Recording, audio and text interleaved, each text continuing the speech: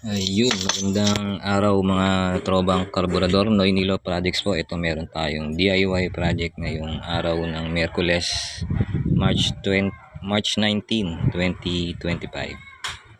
Ito yung ating nag-check tayo ng ating handbrake kung bakit humina yung kanyang kapit. Tapos syempre, nadadamay na rin yung ating preno bago natin matanggal yung handbrake. Dito kasi nakalagay sa likod. Ayan dyan.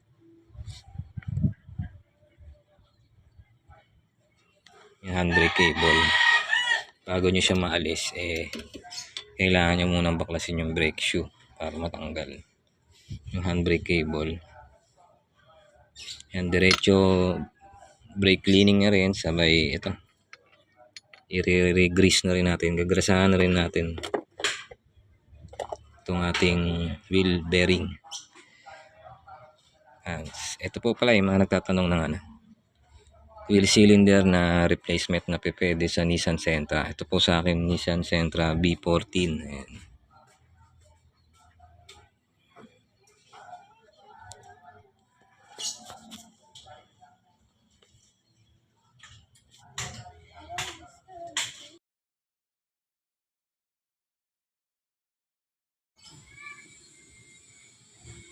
Size niya na pwede nyo ipalit sa wheel cylinder ng Nissan Sentra, B13 man or B14, parehas lang po sila ng wheel cylinder. Ayan, 5/8.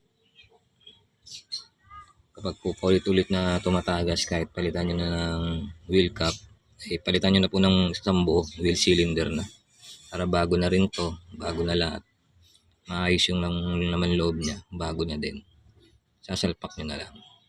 Mura lang naman po ito, nasa 500 pesos po isa, salpak nyo na lang. So yan, ganito po yung ayos ng kanyang spring brake shoe. Yan, sa mga gusto po mag DIY, yan, ganyan po yung positioning yan. Baklas na natin yung isa.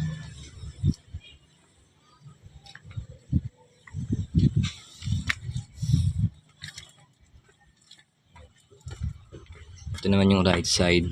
Mukhang wala dito yung issue ng ating handbrake, kasi ito yan, kung mapapansin nyo, nailulubog ko siya, nagagalaw ko ito, nailulubog ko siya, nailalaro ko siyang pabalik-balik. Pero yung kabilang side, yung left side sa driver side,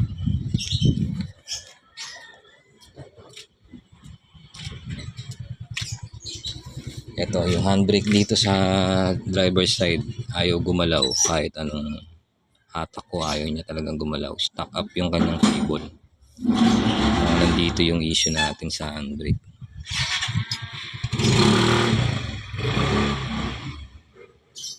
Ayan, sa mga gusto po magpa-brake cleaning tsaka carburetor cleaning, message nyo lang po ako.